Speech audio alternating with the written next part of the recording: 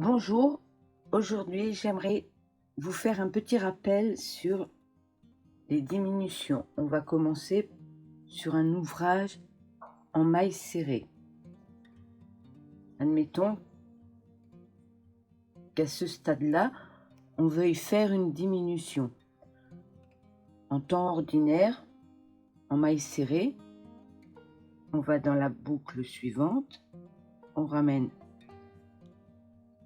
une boucle, dans la maille suivante, une deuxième boucle. Quand on a 3 boucles sur notre crochet, on les ferme ensemble. Ça nous fait une diminution. Alors, pour que vous voyez bien ce que ça donne, je vais refaire un autre rang de mailles serrées. Alors là, on voit nos diminutions, ici. Et on se rend compte que ça fait épais. Et juste au-dessus, ça nous fait un trou. Pour faire une diminution invisible en mailles serrées, c'est une méthode dont on se sert beaucoup quand on fait des amigurumi. Je vais venir dans le brin avant de la maille suivante,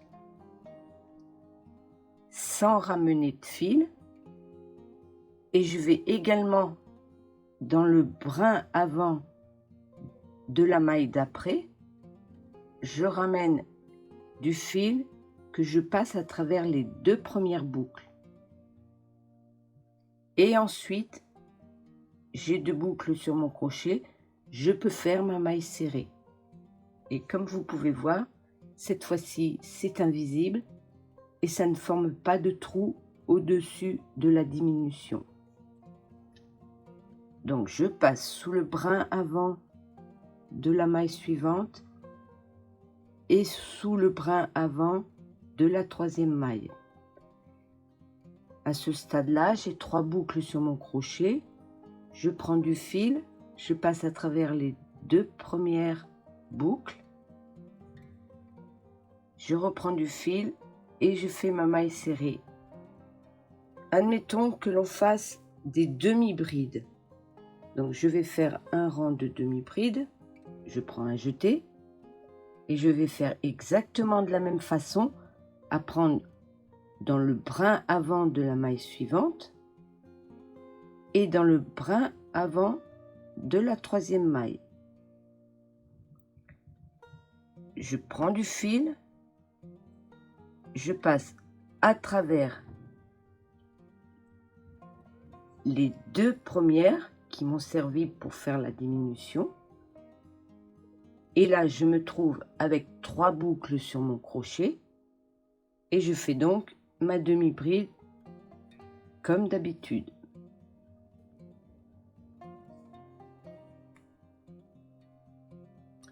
Comme vous pouvez voir, ça ne fait pas de trou et ça ne fait pas d'épaisseur. Et l'on fera pareil, si l'on veut, pour les brides. Je fais un rang de brides pour vous montrer. Voilà, là on est en bride. Et admettons qu'on veuille faire une diminution en bride. Pour le faire de façon invisible, on va procéder exactement de la même façon que pour la demi-bride. On va passer sous le brin avant de la maille suivante et le brin avant de la 3e maille. On passe notre fil à travers les 2 premières boucles. Et là, on va faire notre bride comme d'habitude. Et vous pouvez voir, de cette façon, on n'a pas d'épaisseur à l'emplacement de la diminution. Et sur le devant, c'est invisible. En comparaison avec les diminutions traditionnelles, beaucoup procèdent ainsi.